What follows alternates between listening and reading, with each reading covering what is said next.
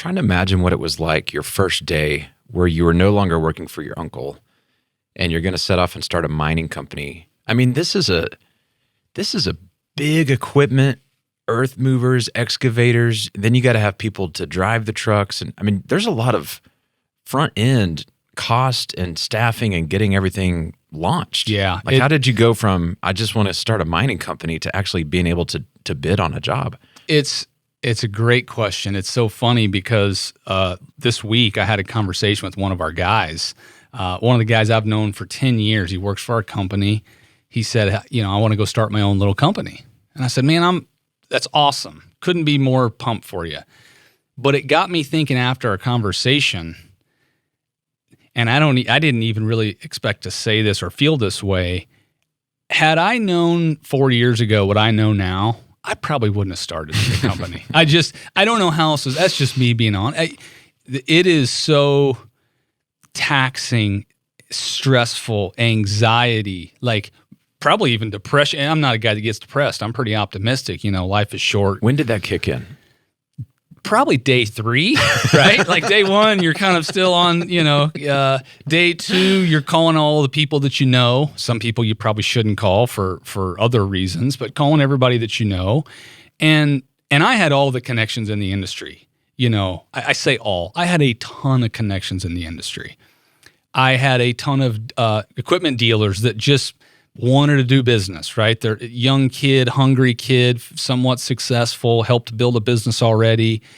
It took us almost a year to win our first thing. And I say us, I co-founded the company with a buddy of mine I grew up with, smart guy, way smarter than I am. I would never start a company ever again without a partner. How did you wait? You've got a 2-year-old.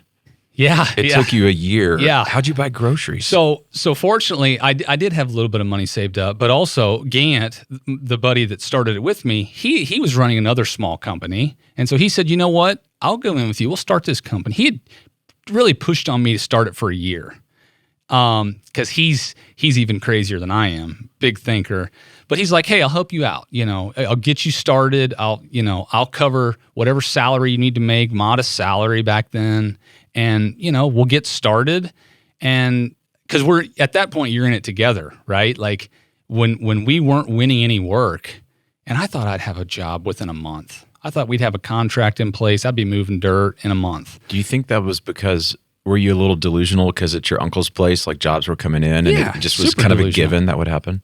I think so many people underestimate. Not only was I a 27-year-old kid, who's, how many people are going to go take a real chance on a 27-year-old kid? Yeah. I was also emotionally charged.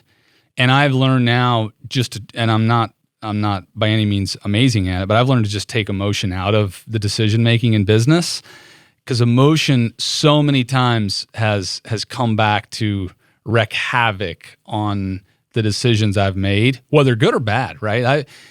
I've made decisions emotionally. I've got this 48-hour rule. When things happen, when I get an email from a client or an employee, or I hear bad news and I want to go respond and just go fix it right then, I wait 48 hours.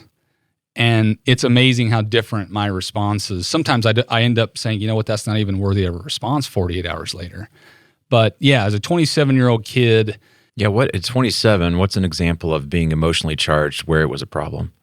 Things are going to come your way, right? I'm doing it for my uncle's company. I can go do it on my own. And I know how to bid work. And you don't know what you don't know. Yeah. Right? Like I think that's one of the things I've also realized is you got to put people around you who can tell you the things you don't know, or tell you your gaps or your weaknesses. Because especially young, and we just talked about somebody earlier who, as they mature, it's going to be amazing to see what they do. As a young person, it's so much more, the impacts, the potential negative impacts are so much more frequent because you just haven't lived long enough. Mm-hmm. You got a lot of blind spots. Yeah.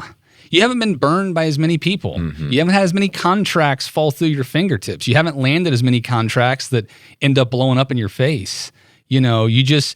There's a reason why the old dudes that have been doing this forever have all these scars and battle wounds and stories, and like they've lived through it all. You mentioned the significance of putting smarter people around you, or maybe even more mature people around you.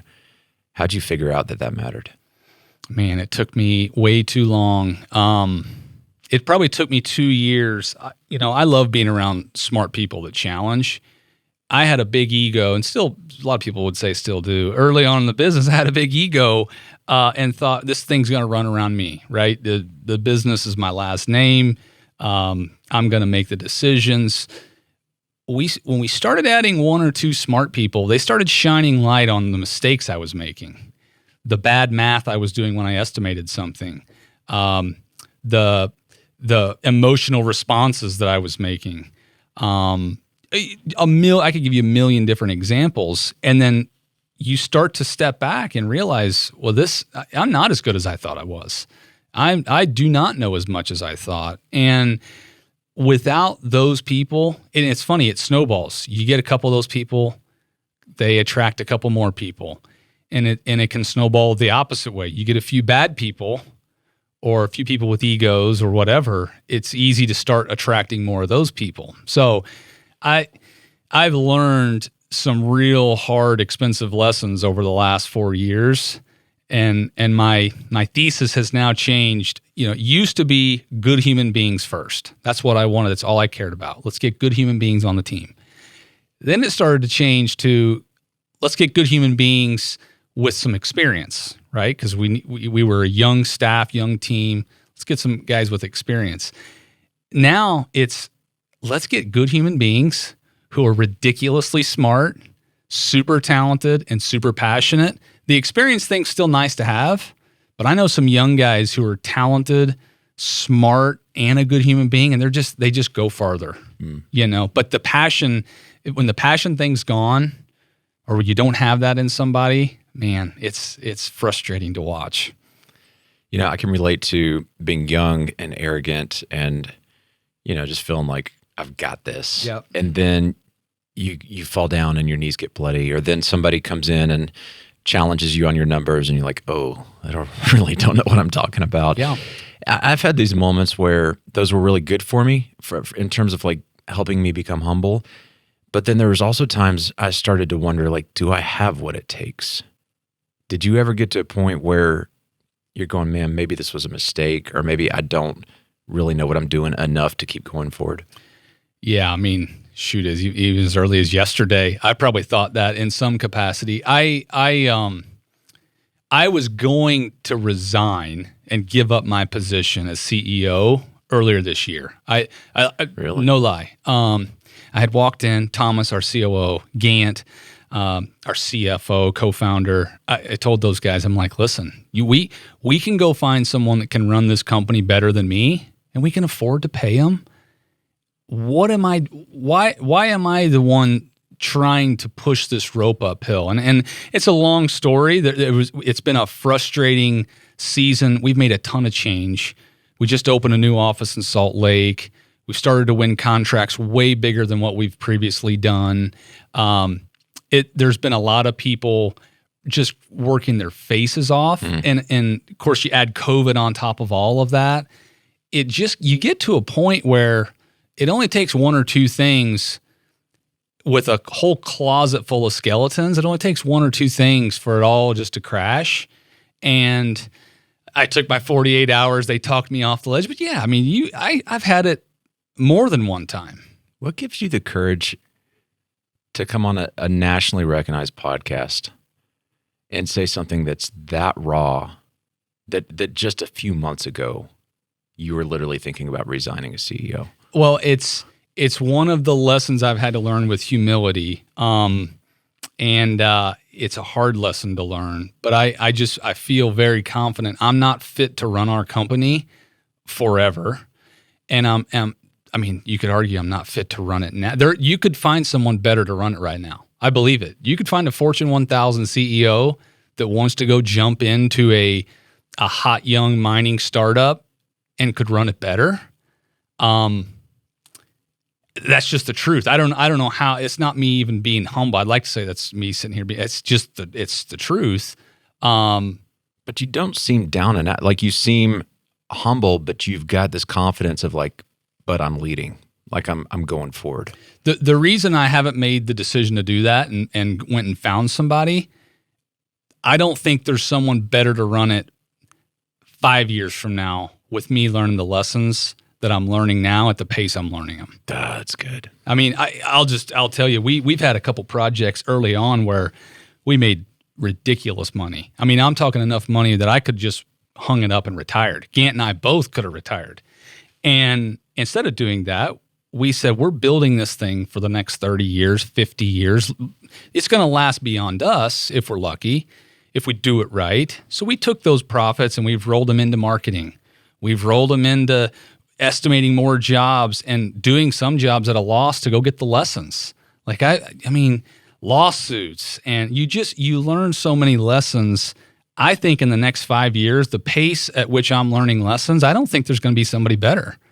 That's my hope. That's my thesis. No, I agree. We'll see. It takes tremendous vision and maturity, but I'm also going to say it takes a lot of purpose to double down like that.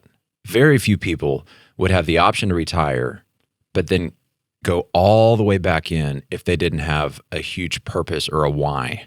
Yeah. That's like, hey, we're not here just for money. We want to make a difference. What was that for you guys? What were those conversations like? Well, it's changed a lot. I mean, early on, I'll just be clear. I'm not like a mission, vision, purpose guy. I don't live in the rah-rah, fluffy, like there are people that sit down and that's all they want to talk about, right?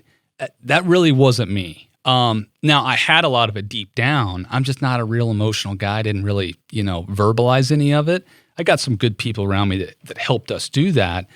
What obviously we want to make an impact in the industry, right? Our mission is to make life better in the mining industry. You can do that a lot of ways. You can help 18-year-old kids working for a mining company take one of Dave Ramsey's course and change the course of their life. I think everybody that works for us should retire a millionaire. I think that's super doable. Come on. You max out your IRA, you do it the right way, 401k, we match, these guys are making ridiculous money. Right? We pay for housing, and we're no different than a lot of companies, a lot of construction companies. You should retire from them a millionaire. No one's teaching anybody that. So there are a lot of ways we can make the industry better. I won't say that we have yet, but I think we're learning lessons and doing things now to put us in a position long term to do that. Did you guys talk, like what was it for you that kept you from just hanging it up and going to the beach? Why did you get back in it? I was scared, honestly, that you've probably seen these people, right? Successful people, they hit it, they sell their company, whatever. What do you do?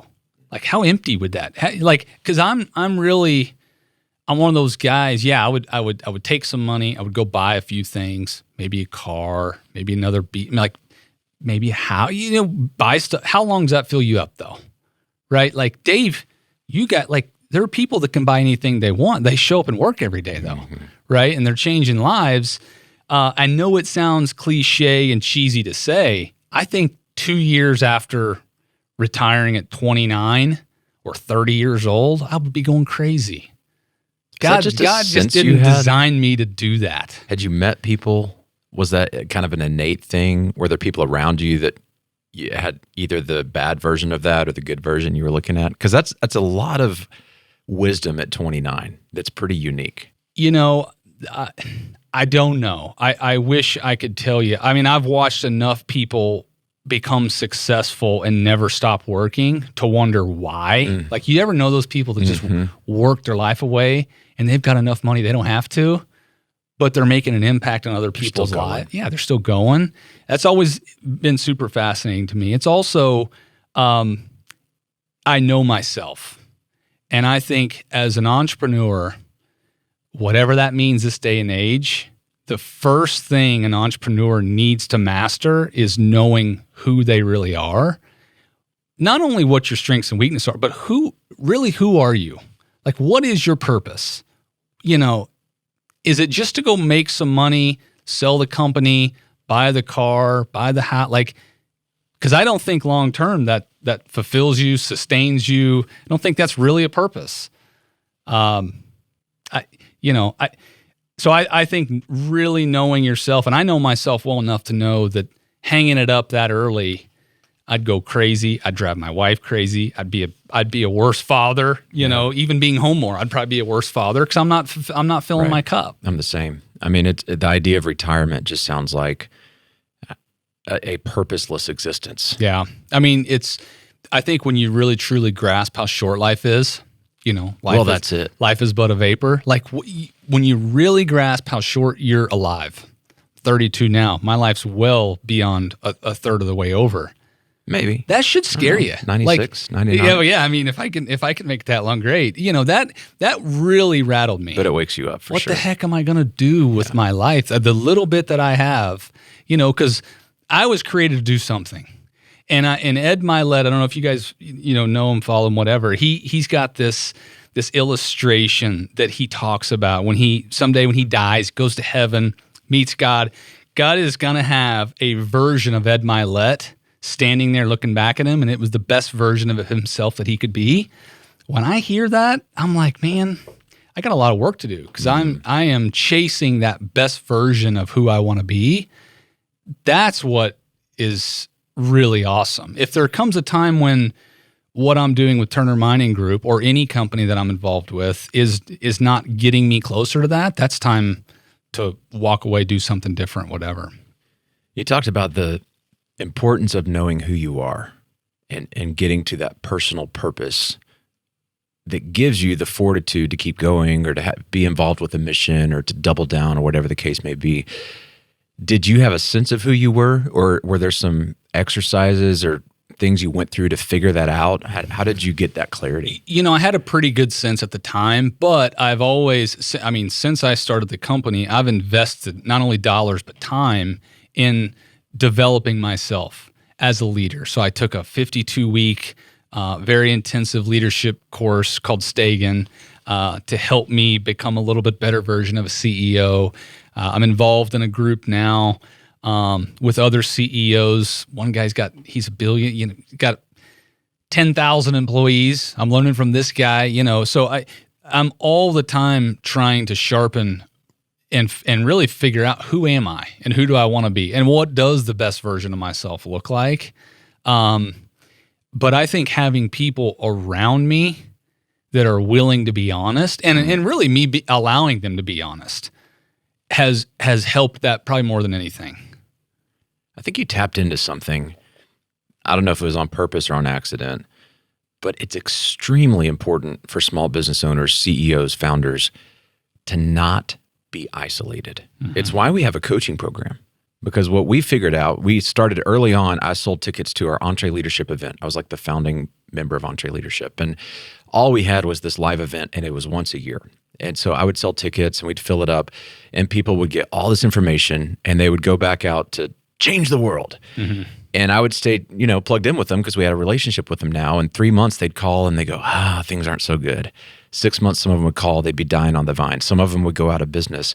And it was like, what is going on? Like, they have everything they need to win. We gave it to them at the conference. And what we figured out is that isolation is the biggest enemy of a small business owner. And you figured out a way to not be isolated, is what you're saying. You're plugged in with other leaders who are pushing you. I said it maybe even before we jumped on here. I'll never be involved in another business without a partner, an equity partner, someone that is pulling in the same direction I am. And sometimes you're not always pulling in the same direction.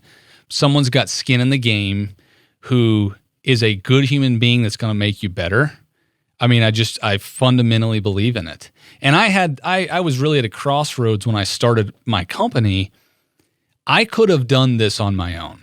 I truly believe that. I could have started the company, and Gant, by the way, would have been fine with it. He said, hey, you start it by yourself or with me. Either way, just go do something. I chose him, and it's the single best decision I've ever made in my life. I might not be alive had I not had a partner. Entrepreneurship is so lonely. Being the CEO is not glamorous. People think starting a business, having the title of founder, CEO is this glamorous thing. It is the opposite. Most people only see the highlight reel. They only see the Instagram or the LinkedIn. They don't see what real CEOs feel and what real entrepreneurs feel. And it's not even anything that you can read in a book or hear on a podcast. It is like, it's tough. It's dark. And if you don't have somebody that can pull you up or you can pull them up, I don't know how people do it. Kudos to the CEOs and entrepreneurs that are doing it by themselves and are mentally sane. I would be insane. Very few people do it. And I mean, you're talking about a formal partnership, but the ones that I know do it really well without a partner, an equity partner, they're plugged in. They've got mentors, coaches, they're paying for their own development. They just work really hard to make sure that they're not out there flying in the wind all by themselves. Yeah. Because I think you just, like you're saying, it is so hard. And I built EntreLeadership here as kind of the, I guess, owner of a business unit, right? So I'm doing a lot of the aspects of that, but I can't imagine doing that without Dave and our board members and other sharp leaders around me, because the number of times per week that I'll go to another leader and go, all right, I got a problem. What do you think? Like just walking out of a 30-minute conversation that I could not see the solution. And then they said a few things that all of a sudden I've got a new spark, I've got new ideas, I've got new commitment, new energy. Yep. It's that, I mean, I don't love the word collaboration because it's such a buzzword that's kind of overused, but when you connect with another human who's for you, you just have power that you didn't have. Yeah, I totally agree. I use, the picture of filling my cup up, and I know how quickly my cup can be drained. There's a lot of things that drain it in the business specifically, but I know there's a couple people that I can go to on the worst days in business who are going to fill that cup back up. And they might not even know they're doing it, right? I think they're intentional with spending time, but it's not always the equity partner that's doing it, right? It's people that have skin in the game of you and your dreams and what you want to be. The people that really are thinking about that, it's just, I think it's critical. I don't know how people that are going to go build something successful aren't getting filled up. I just don't know how they do it. You've done a lot of work to build a rockstar team. You said depending on when in the year before the show, you were saying 150 to 300 team members? Yeah, depending on seasonality and contracts under management, all that. Yes, anywhere in that range. Huge team, 4 years in. I mean, that could be a total zoo if you didn't have core values and culture. It has been at times, yeah. And I imagine at times, but it stands out to me, and just kind of learning about what you guys do, the team loves being there, and you guys have really built something special. And what might be perceived as, I mean, you said it's the oldest industry on the planet, right? It kind of a tired, it's predictable, it's just a job. It's a bunch of blue collar guys, they just come to work and punch a clock. But not at your company. How did you design that? Yeah, and that's one of the lessons I'm learning right now. We have gone through phases where the culture has been amazing and people are on fire. And then we've gone through valleys, dry seasons where, you see a couple key people quit, or we fire a couple key people for XYZ reasons and the team starts to get down. I mentioned we just started a new office out in Salt Lake. So now the team is split. We just divided the company in two, so to speak. And so there's all this, back and forth with, communication. And so it's one of the lessons I'm learning right now.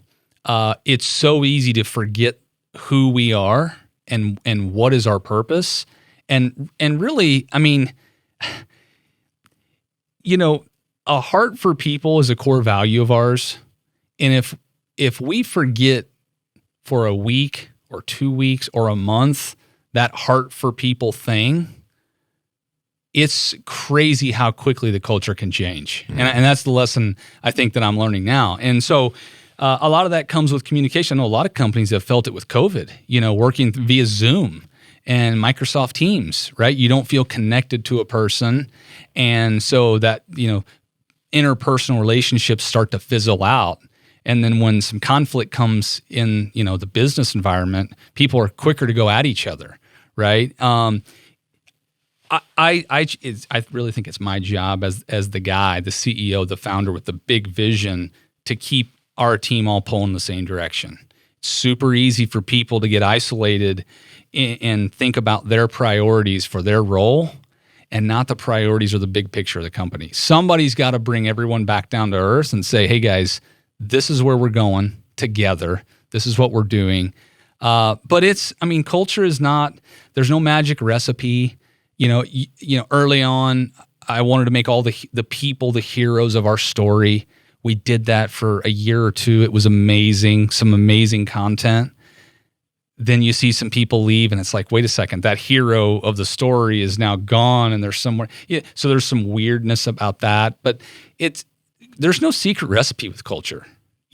Treat people well, be a good human being, surround yourself with good human beings, be a good example, right? Like if I was a phony, you can only hide it for so long. The truth is going to come out. If we have a bunch of phonies on our team, the truth is going to come out. So I'm really focused on good human beings who can come onto our team and pour into other people. If they're just a good human being and they just stay right there in their lane and they never pour into anybody, the whole team, is not rising all at the same time. I like what you said about not being a phony. As leaders, we really have to model our values. Our values have to be our actual values. I've always said if your implicit values are different than your explicit values, then you're building a house of cards. It's going to crumble. And there's plenty of leaders that have done the exercise of, okay, we're going to get core values and we put them on the wall, but then internally they're not living that way. Yeah. And what the team follows is what you do, not what you say. Mm-hmm. And when they're watching you yell at the vendor and cuss somebody out, but then on the core values on the wall, it says, we treat people kindly or whatever, they're going, I know what our real values are. Yeah. You can't be phony about this stuff. Well, and it's so much harder than most people realize, right? Like I think back, now as the lens of an owner, I think back to when I was an employee and how cynical I was. Like, well, that company says they care. They don't care, right? But now you sit on the owner's side and you realize how hard it is to keep every single person happy and to show every single person you care, but to also mix in the right amount of accountability. Right? And are we achieving the right goals? And when we don't achieve those goals, what happens? Like it's a lot of days I think of myself as the plate spinners, the people that spin all these plates and one falls and 3 or 4 more fall off, it's not as easy as just writing core values on the wall. You really have to exemplify them and people aren't always going to see it, right? Like we've sent some people away, but paid them very well to go away. Because we wanted to send them on to their next thing in a loving, professional way, a way that we could feel good about. No one's going to see that. They're not going to see the number. They're not going to hear about it. We don't talk about it on a podcast, So there's a lot that happens as the owner that most people aren't going to see and understand, and sometimes that's okay. How do you, as the owner, 300 employees, now you're split. You mentioned Zoom and how we're all disconnected now. How do you take something like this value of a heart for people and actually keep it alive in the hearts and minds of your team members? Man, it's a challenge. On my worst days in business, I stop and try to think about what am I actually doing? What needle are we trying to move, and where are we trying to move it to? Because it's so easy to get caught up in the day-to-day, the mundane, right? Super legit guy gets frustrated at really legit girl for XYZ reasons, right? And you want to have a heart for both of them because neither one of them might be wrong, but they're telling themselves a different story, and so there's friction within the company. I really try to take a one-on-one approach with folks, and it doesn't always work, but sitting down and almost being the peacemaker or the peacekeeper and instilling into everyone, what are we actually doing? Oh, wait a second. We are all on the same team. We do want the same thing. You guys are talking past each other. You want one thing over here that sounds different in your brain than this guy, but we're all on the same team. We all want to go win this contract or execute this thing well. People forget that, especially once they get into a rut and they're isolated and they're not working shoulder to shoulder. It's so crazy, and you've probably experienced this. When you're shoulder to shoulder someone in an office, when there's friction, you kind of hash it out right there. Right, it's only going to fester for so long before the tension in the room kind of gets the best of everybody, and we're like, well, let's just stop, get this over with. When it's via Zoom or Slack or Microsoft Teams, it can go on for a long time, and people can start having their own conversations in back channels, and it starts to really permeate through the company. So, again, I think it's reminding the team, what is the mission? Mm-hmm. What is the vision? What are our core values? Having a heart for people was not a core value by mistake. We didn't list it just to put something on the wall. We want to live it. So, leaning in one-on-one takes a lot of time. I don't mind conflict, but I hate resolving conflict because it takes so much time. Mm-hmm. We've got so much already on our plate with getting the sales in, getting the product or service delivered. And then when two people on our team, the same team, aren't getting along, as a leader, you got to stop and be the therapist. You called it peacemaker. That's less passive aggressive than me. It takes time. Yeah. And sometimes it's hours of working through stuff, depending on the situation. Yet, this value is very real for you. I can tell. Yeah. Really taking care of people and taking the time. And for a long time, I really naively hoped that these problems would just solve themselves. I hope that every day. Okay, they're not getting along, but it'll pass. They'll figure it out. And it almost always festers and grows and blows up. Yep. And it costs me more time later as the leader. It costs our team more damage. Yeah. It costs customers problems, right? So say more about taking the time when you don't have the time to lean in and do this thing called conflict resolution. Yeah, I get more frustrated as an individual when my team members are at each other fighting, it's all festering, than when I'm a parent and walk in the door and hear my kids screaming at each other, right? And they're 6 and 5 and 4. It is the most frustrating thing ever when you've invested not only money but time into getting good human beings, talented people, passionate people on a team, and they're not getting along, or they're having conflict that they can't resolve as professional adults. There's nothing more frustrating. I can tell you, because I've seen it go a lot of different ways. I've seen it fester, blow up, and somebody quit, and you can't repair the damage there. You just lost an awesome team member that you could have prevented losing. I've seen it go the way where I've fired some people, maybe wrongly fired some people that I could have repaired the damage there. I've seen it go a lot of different ways, but I was eating lunch with a local business owner here right before this, and he's a smaller size. He's the size we used to be. And I was talking about how he's in the dirt, working with the guys, getting to do all the things I used to love to do. I don't do that anymore. I'm not in the dirt. I'm trying to run and build an organization. He asked me, what do you do all day?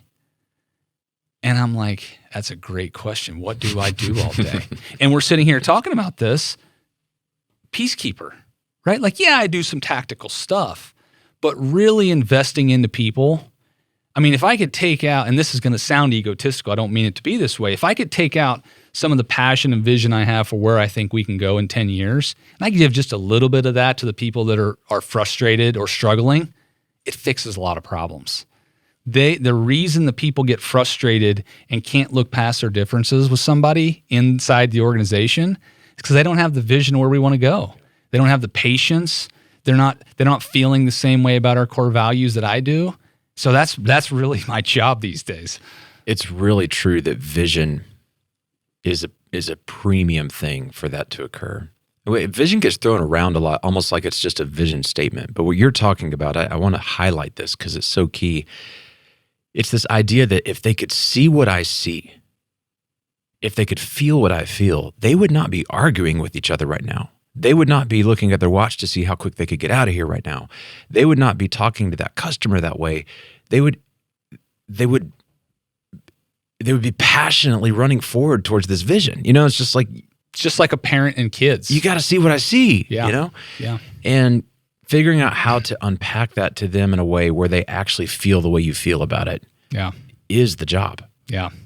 When our culture was at its peak, right? Everyone on fire in the business was when everyone had the same vision and felt the same mission and was really living out our core values.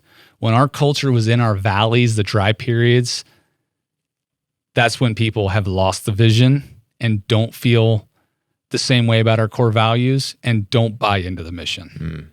That's just the truth. And so me as the leader, it really falls on me because it means I've stopped pouring in to the team what the vision is, what the mission is, what is our purpose. There's people waking up and going to work in our company today in the dirt or in the office that don't really get the purpose of what they're doing. What needle are they moving over the next 10 years? I'm having a conversation tomorrow with somebody about it on staff. It's like, what do you see for yourself 10 years from now? If they can't see it, it's my job to help them see it. If they can't see it on their own, or maybe they see a version of it and they want to confirm that version aligns with where the company's going to go. Sometimes it doesn't align where the company's going to go. What do you tell? So there's business owners right now listening who I know have a vision that they can see in their own mind, but it's not packaged in a way where they're able to articulate it, or they're going, I see it, I feel it, and I'm excited about it, but I can't seem to get my team on board. Practically, what do I do to help them see what I see? Yeah, I mean that's the challenge of the CEO. I think the best CEOs are the people that get the most people passionate and excited about where the company can go. You look at Elon Musk, right? Like half the reason, people are buying in. It's almost a cult-like culture, right? There's several others. I really think that when people are struggling to get the vision, the purpose, sometimes it may not align, right? We've had folks who we really paint the picture for the vision, and maybe they're just in a tactical role where they're counting numbers. They don't care about the vision, right? They're just here. I'm going to make a paycheck. I'm going to do tactical things, whatever, and that's okay, right? I don't need every single person in the company on fire to make mining awesome. Accountants, do they even care about mining? Yeah, maybe not. But there are people that you better hope are on fire. They have to be on fire. Recruiting. How do we recruit people into our company to go work in the field and get dirty, cold, rainy, early morning, late nights? If that recruiter's not on fire, we're going to get stale people, right? If our sales guy is not on fire and can pitch our company better than the CEO can pitch it, we're not going to get as many sales. So I don't want to confuse the message that every single employee in the company has to be on fire and passionate and, align with the purpose of the company, but a lot of them do. I disagree. I think even the accountant, because the accountant is sitting by a salesperson, if they're not fired up about why we exist at some level, at least the way accountants get fired up. I mean, there's different temperaments, and passion's going to look different for different people. But I don't want anybody that just has a job, even in accounting, even in IT, because if that's in them, then it's in our culture, and one bad apple can spoil the whole batch. I mean, I want that up, down, sideways, 360. I want everybody on the team to have this sense of what we're doing matters. And it may not be as front lines as the salesperson, or it may not be as front lines as recruiting, but that sense of unity of we're here to make a difference and we have to be able to have each other's six. Yeah, and I guess I should clarify, because if you're not passionate about your specific role and what you're doing and the role player that you are, that's an issue. Because, culture can start downhill with one person. So that's where it goes back to me, good human beings, right? If it's not a good human being, we've had awesome people, and then we've had jerks, and sometimes the jerks are the top performers, right? But they cause an issue with culture. I don't know that making life better in the mining industry for tactical people, if they're not passionate about their specific role, they can't get that specific role done effectively for the company. But do they need to really be concerned with making the mine? It doesn't hurt. But I'm not gonna be as upset that one of our tactical people in a tactical role is not completely on fire with the mission. Maybe that's wrong. I could change my staff, change my mind a lot in the past. I would imagine that your people are closer to it, even in accounting, than you might realize. Because when you stand up and you tell stories to the whole staff about here's a difference that we're making, or here's a team member whose life is better, or here's a customer that we really went out of the way. It's like what we said earlier, people want to be a part of something that's bigger than themselves. Yeah. And so nobody wants to be just an accountant. They want to be an accountant for the purpose of we're a part of something that's making a difference. Yeah. And I think you've probably created something that everyone on your team feels connected to the mission of the place, even if the job is a more rote, just typical boring job. Yeah. And part of that's, coming to a startup, right? Like if you're in accounting or, really anything tactical, you're coming to a startup that's in the mining space. I mean, that's kind of a little bit of a bold move, right? To get accounting folks that want to go be involved in not only a startup, but a startup in a big, old, scary industry like mining. Yeah, I mean, they're brought in their own special way. It's kind of an adventure. Yeah. It's a risky, it's a wild ride. Edgy, there's energy there. Yeah. So what's the biggest challenge at this point? I mean, you've clearly just been up and to the right in terms of like from a year in, took a year to get there, but then you guys started getting traction. You've built a really incredible team and incredible culture. But today as the CEO, I mean, you talked about what you feel like your job is and casting vision and keeping the peace and instilling the values. How do you see that bumping up against the next leadership challenge in this season right now? Yeah, I mean, we're, I talk about this a lot with our staff and a lot of our folks. We're in no man's land right now for a company that does what we do.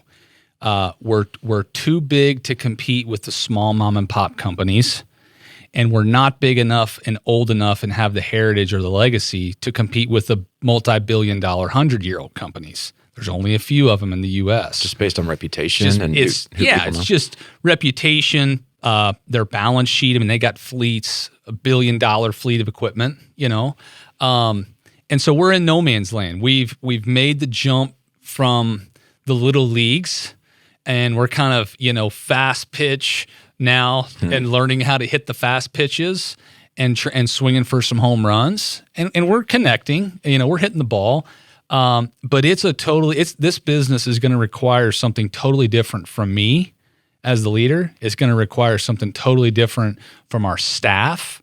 It's going to require something totally different from our operations team. I mean, it is a true leveling up of the complete organization, and it's a challenge. I mean, it's not only a challenge to build something and kind of maintain, right? You build a company, 5 million, 20 million, 50 million, 100 million, and maintain.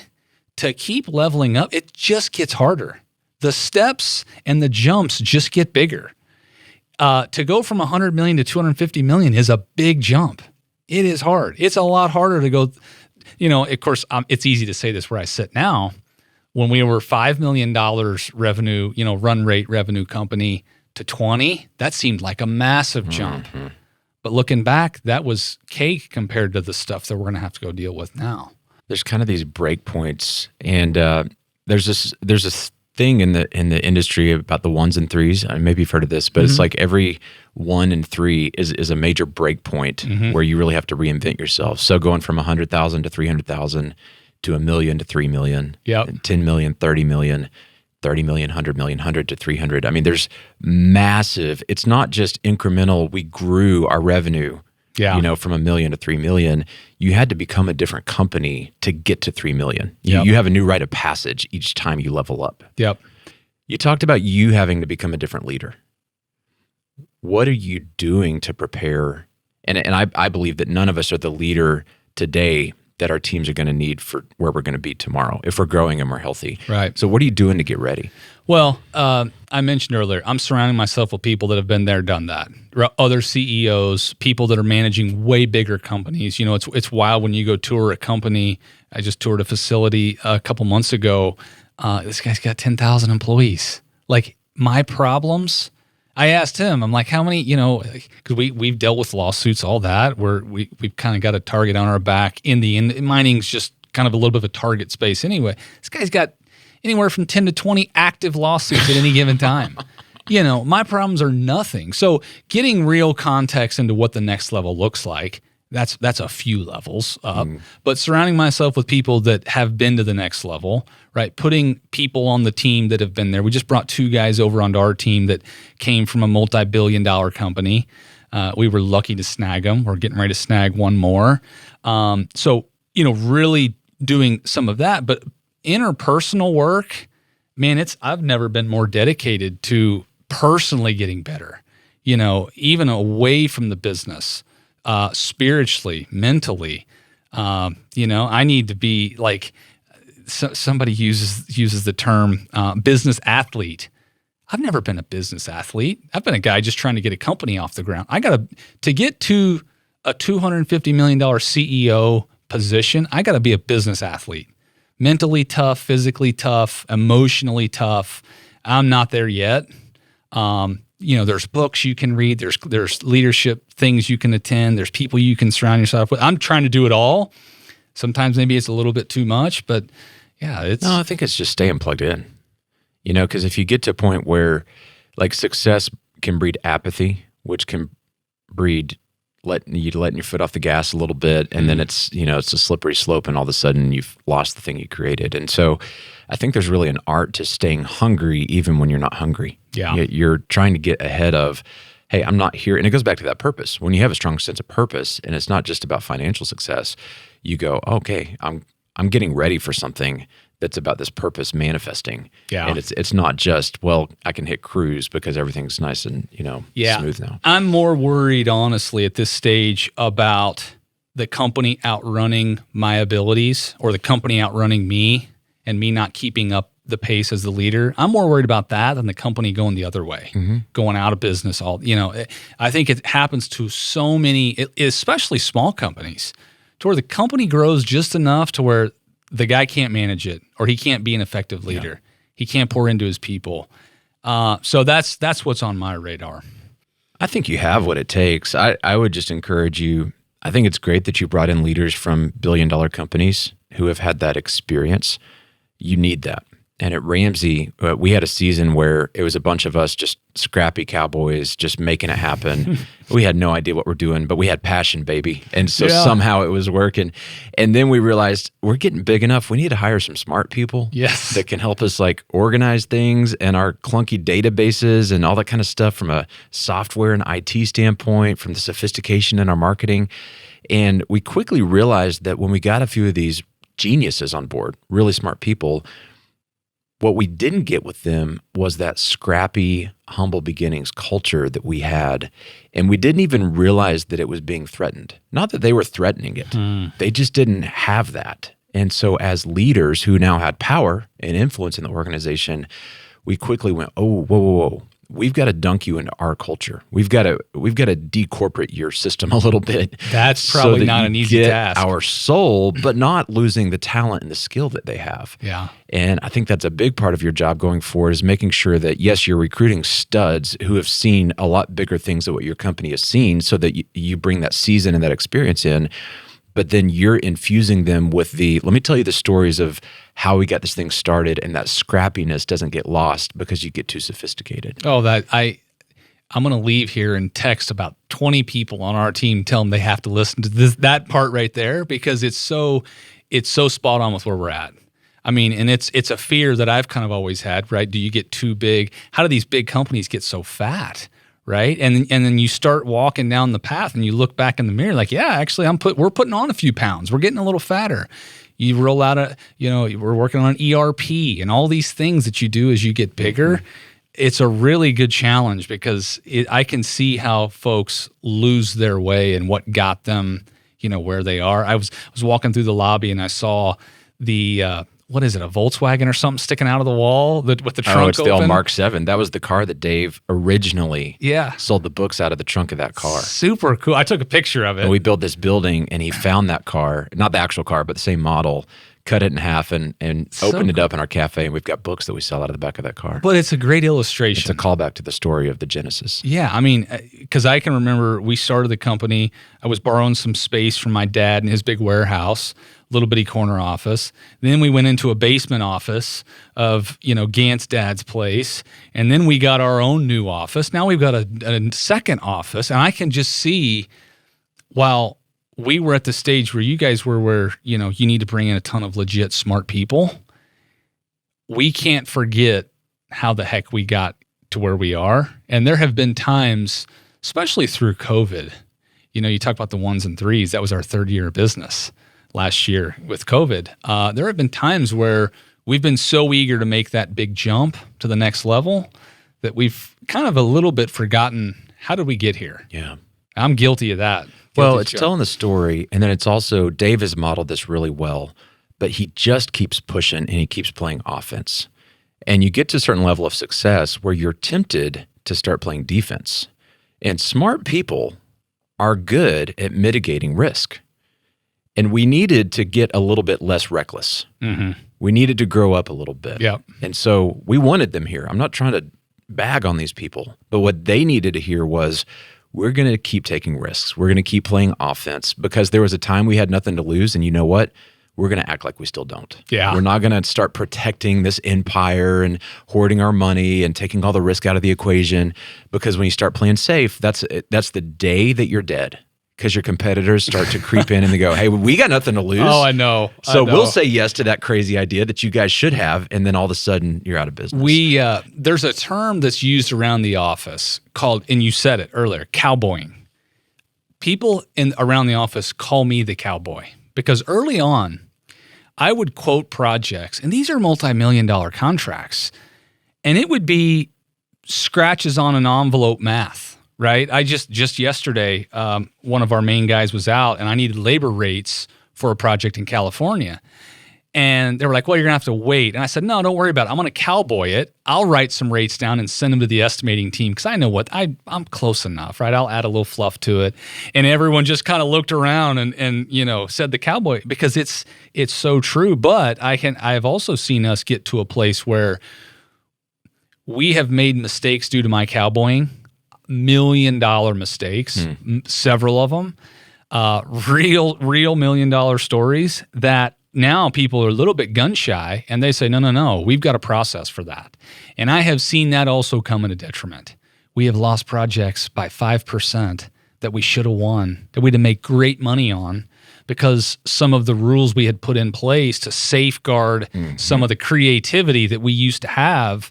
And I think there's definitely a happy spot. We're working down to the happy spot, but there is a sweet spot. And I think it's a constant tension. It's the place that I feel like Dave and our senior leaders like myself who are kind of old guard have had to work really hard, and it's just a constant thing of embracing process to increase efficiency and minimize risk, and to have some standard procedures that the team knows, if this, then that. There's some benefit in that. But anytime you introduce process, you decrease the speed of decision making. And when you decrease that speed, your response time to the customer goes down. And when response time goes down, they're more likely to shop you somewhere else, and you don't get the job, and then revenue goes down. And so there's also a risk in decreasing risk. You know, I mean, you got risk on both sides of that. And I think the tension we hold as leaders is pushing hard on the team that's all about process to see that we still got to move. And so let's do process, but let's do it with aggression and passion. And then dialing back the cowboys a little bit to say, hey, let's not be reckless to the point that we kill ourselves, and let's actually look at some of these people who have this sophistication that we can learn from, and let's blend these worlds together and find that sweet spot. But I think that sweet spot is a constant pursuit. I don't think you ever arrive there. Well, I'm glad to hear you say that, because we haven't arrived there. And I'm curious from your perspective, how frustrating were those times? Because your organization just chews through that and all the change. We lost 2 years. We were trying to get off of this old antiquated CRM Goldmine. And man, we had patched it, duct tape, baling wire. I mean, we had gotten more out of it than the Goldmine people ever intended a customer to get. And because we were not going to pay hundreds of thousands of dollars for software. Right. We were all cash. And so it was just like, if it kind of works, then we're going to do it. But it got to a point where we were like, this is terrible. You know, we've got customer information all over the place. Different teams are trying to call the same customer, and they call them 5 times in the same day from 5 different parts of the company. The customer's confused. And we finally bit the bullet and said, we're going to implement Salesforce and have a grown-up CRM. And we brought in smart people that knew about Salesforce. And dude, the level of IQ was through the roof, but also the willingness to just take 2 to 3 years to get it all done the right way, and not feel the pain of how much business was going to grind to a halt while we were doing that. And several of these people don't work here anymore, because finally we were just like, we've had enough. This is crazy. You chew through them. Yeah. And it cost a lot. It cost morale. It cost time. It cost revenue. And we had to shake it up. And so we figured out a way to get it plugged in with a different leadership approach and still get the data that we needed and get clean. So we grew up as a company, but as leaders, we almost over-delegated that because we were enamored with how smart these people were. Yeah. And we said, well, they're the Salesforce people, so let's just let them run the project. And they about killed us all before we realized. It was a big lesson that we learned. Yeah. And we said, okay, we going forward are going to bring in smart people, but we're going to teach them about why we value speed and passion and this crusader mindset, and how we're not going to get overly sophisticated to the point that it grinds everything to a halt. And that was a painful lesson, but it's become a part of our DNA. There is so much gold in all that, because there are companies our size. It's where we're at. We have chewed through people, and the morale has been, because everything you just said is straight fact, right? You try to implement a new CRM. For us, it's an ERP, right? Everybody gets frustrated. You bring people in from $1 billion place. They're used to using an ERP. Mm-hmm. Our people, we're like Excel, Google Sheets, like, well, let's just run it. You know, Keaton's going to do some envelope math, cowboy it. Got sticky notes everywhere. Growing up, I mean, I was funny. We use Slack as company communication. We love it. I was going to try to find a picture of LeBron as an adolescent with braces and knee guards on, because that's where we're at. There is greatness somewhere down the line. 5 years from now, there's no doubt in my mind. I just got to get the organization to have enough patience and enough vision, and that's really my job. I gotta get them to see the big picture, ride this storm out, because it is, when you're making all this organizational change for the better, it's a storm in the meantime, and it's a lot of change for an organization to chew through. But it's everything you just said. Couldn't strike a chord more. How do you kind of prioritize the big rocks or the objectives in an organization that's your size? Another thing that starts to happen is a lot of ideas for solutions start floating up. You drive a lot of ideas as the founder. You're wired like me. You're an idea person. Yep. But then your team starts saying, oh, we could try this. We could do this. We could do this. And quickly, it's like little spores of mold. Like, it's just populating everywhere. How do you keep the big rocks, and then let everything else kind of go to the side? So I have a little black book. It's on my desk every day. It's in my truck right now, and it's got all these ideas, right? It's, if you've ever seen Happy Gilmore, no, it's, what's the football one? Waterboy. It's the little black book that the coach has, right? All the secret plays. This has got all of our ideas. These ideas are going to make us better 5 years from now. We cannot chew on these ideas today. They're not even a next week thing or next month thing. But I don't want those ideas to fall away. I don't want people to stop being creative. So again, it's leadership's responsibility to prioritize. What are we going to bite off, right? Hey, what is the most? There's a funny thing around the office right now. When we ask somebody to do something, whether it's me as a COO or whoever, the response is this the top priority, or are the other top priorities that you've already asked to do the top priority? Right? It's kind of a running joke.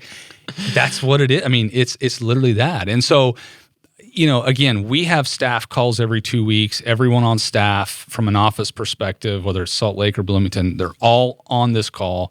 And we're laying out, what are the priorities? What does the organization need to get done? And what is that going to require from accounting, from marketing, from sales? Because all these individual people, they've got their own priorities, right? To do their job, they've got a list of priorities. But do those priorities align with the company's priorities?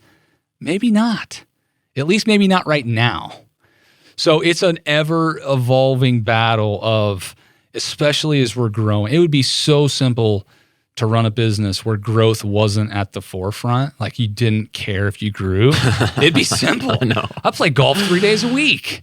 To grow is constant change. And managing that change, and when the organization is ready for it, those are the lessons I'm learning now. Yeah, growth is change. Change is friction. Yeah. Friction is frustration. And then, you get it all solved, and then you grow again, and the cycle repeats. I love your little black book idea. I learned the lesson the hard way of not having that book, because I would just have the idea and just dump it on our team. That was my little black book. Like, hey, let's try this now. Oh, I used to do that. And we'd end up with the same thing. They're like, hey, priority is a single, it's not plural. There is a priority. I'm like, what are you talking about? We have 20 priorities, and I finally figured out, like, I was driving my team crazy. They couldn't execute anything because the leader is pointing we could depend on the weather that day. I'm pointing at, we're going to go east. No, we're going to go west. No, we're going to go north. No, we're going to go south. I didn't realize I was doing it. Yeah. I also learned that I had to tell my team, like some of how I process ideas is I'm just excited and dreaming, and I'm not necessarily serious about we need to go do this right now. Oh, I know. And we've had to come up with language for, okay, take them seriously, but don't take them literally. And, actually have kind of a code for, are you saying this like you want us to actually go do this, or are you just kind of dreaming a little bit? And it's like, oh, no. I'm just thinking like someday if we got to this point, it'd be cool. It's how I process. But you got to be really careful with your words, especially as a leader, because they hear things very literally. Yeah, it's if you and I were on a team together, the rest of the team would quit because I'm the same way, right? I call two people in my office. I say, here's what I'm thinking. Had this thought in the shower this morning. We should go do this, right? They call a meeting that afternoon. This was literally 2 months ago. They call a meeting that afternoon. We sit down. There's probably 8 people in this meeting in this conference room. Hour and a half long meeting. Everybody's frustrated. This idea is a great idea, right? It's a matrix that I want to build basically to tell our estimating team when we should buy equipment or when we should rent equipment. It's literally just things you input, and it's kind of a little bit of an algorithm, and it was going to work. The guy that was going to go run the project, Alan, whiz kid, legit guy, left the meeting, was getting ready to go sit down and start on it. And someone pulled me aside and said, hey, you just pulled him off of these other 3 things. And they explained what those other 3 things were. I was like, why did I just waste an hour and a half of everybody's time? This little matrix idea shouldn't even be on our radar. But I didn't have the context. I didn't frame it up the right way. It wasn't in the black book logged as like, this is a nice to have someday, not a need to have today. So I'm still working on it, but that black book's full of, I just hope I don't lose it. No, I mean, it's a hard thing as leaders when we have ideas, we want to activate them.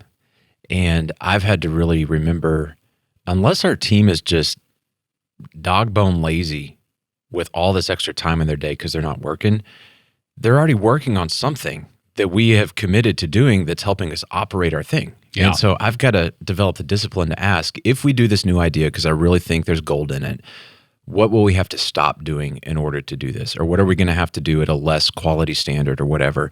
And sometimes we have that conversation and we go, okay, we're going to offload that so that we can start doing, and the team's aligned around it and we agree it's a better solution, or one of them floats up a good solution.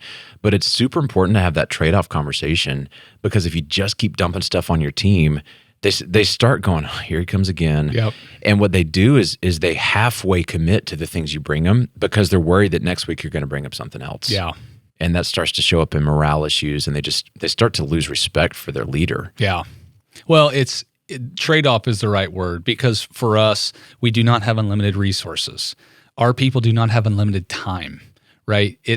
We cannot get every single thing done that a growing company wants to get done in the time frame that we want to get it done.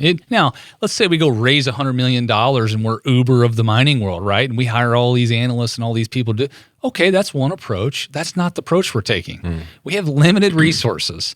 Our Allens, our estimating teams, our people, they have limited bandwidth. So let's go focus on the things that need to get done right now. And the rest of the organization is just going to have to be a little bit frustrated that the buy-sell equipment decision is made in a very not processed way. I think it's better, though. I mean, if you were the Uber and you've got infinite resources, you're VC-backed, you just start doing everything and you don't force that critical thinking that comes up. And we've all heard the adage of constraints are the mother of innovation, right? And so innovation and creativity comes from having limited resources. And so I think it's one of the beautiful things about running it that way. And you guys are very cash strong. Earlier you mentioned buying versus leasing equipment or renting equipment. You have done a really good job of not going into a lot of debt in an industry where a lot of people just sign up for all that, because you're talking about multi-million-dollar equipment. Yeah. These are not just small. These are big dump trucks, excavators. You could make the case that it's better to go into a lot of debt if you're just looking at the math, but you've taken a different approach. Well, I walked in the building and took a picture of the cash is king sign that literally hits you in the face as you walk in. Early on, not only could we probably not buy just because we didn't have the ability, no one's going to finance this equipment for a 27-year-old kid with no backlog of work, right? I also didn't want the long-term exposure or risk until I knew my idea was going to play out, right? I didn't want to go stack $20 million worth of debt and equipment on our books and hope to go find work for it. I'd rather be the opposite. I'd rather have so much work that we literally can't rent the equipment fast enough or the right equipment that we have to go buy it. That's a good problem to have. The other way around is what most of the industry, most construction companies do. And there's all these tax shelter things and games. There's shell games to play. But there's also an ego thing that it's slap like your logo on it. If I buy a truck, now I'm in business. Yep. No, you just bought a truck. Yeah. I mean, the way you're defining a business is you have customers who are paying you and throwing money at you. And now you got a business, and then it forces the cost and the trucks and the equipment and everything to come into play. Yeah. It's so easy, especially us as guys with egos in the dirt world, construction world, to go buy iron, buy pickup trucks, finance them, really cheap payments and all that. It looks good on paper, and then stick your big logo on it, take a picture for your buddies. It looks great. It feels great. What doesn't feel great is when that stuff's sitting, not producing revenue, and you're like, how in the world am I going to make these payments? Because there's been times where it's like you're looking at the next guy over wondering how in the world is he doing the work that cheap? But if you're renting the equipment, you just send it back. Project's over, you send it back, and maybe it costs you a few more dollars because you're paying a rental premium. And there's tons of nuances we could get into about all that. There's also just a peace of mind in helping me sleep at night, knowing that I do not have a mountain of debt that I'm going to have to go figure out how to get out from under. I hear it a lot with contractors who play their cards the way you have, where the guy who is one block over, who has financed himself out the wazoo, eventually the tide turns, it catches up, and he's got to sell his equipment for pennies on the dollar, and the guy that's got the cash is the one going, hey, I heard you got a deal on some equipment. Yeah. And now you own some equipment for, literally half of what you would have paid had you gone and financed it. It's a real tough mental game to play for. I would love to raise money. I would love to see what we could do if we raised a bunch of money and had $100 million on our balance sheet and could go buy equipment and bid projects the way that these big old companies do that have a bunch of equipment on their balance sheet. I would love to do that. It also scares me to death. What if it doesn't work out the way you think it's going to work out? So I don't want to play so safe that it kills the growth path that we're on. No, you're not though. And I wouldn't say, you're saying scares me to death. I would say that's the voice of wisdom. And you're playing the long game. If you're trying to get to the top in 5 years from now, if you're trying to be on the cover of Fast Company, if you're trying to microwave your success, you listen to this podcast long enough, that's not the plan. Yeah. Be the tortoise. Yeah. Don't be the hare. And, fast success leads to fast failure. Yeah. And if you want to see your purpose come alive, and you've got a really cool purpose, and you care deeply about your team, you're not doing it to do it fast. You're not doing it to be big. You're not doing it because it's ego-driven. You're doing it for them. And so it's not just putting you and your family and your kids at financial risk, but it's risking this entire beautiful thing you've built, which is the livelihood of 300 people that you're investing into. And I think that's the thing that really keeps you anchored in those values. Yeah, I appreciate you saying that. I think, long-term, 10, 15, 20 years from now, if our company has not really changed a bunch of lives, but has stacked a bunch of cash, we've failed. Yeah. And I've got to continually remind myself of that, because it's super tempting to go stack cash at the expense of what you want, what the impact you could be making. It's tempting. I got to remind myself and the people around me, we are going to be a failure if we haven't impacted a bunch of lives. A lot of business owners out there right now getting their thing off the ground, or it's off the ground and they're trying to find that next gear. What do you want to tell them based on, you've had an incredible journey in 4 years. Many of them are probably envious of like, gosh, I wish I had accomplished that much in 4 years. But still, you're still hungry. You're still growing. You're still learning. What are you learning right now that you would want to impart to these incredible business leaders, men and women out there listening right now?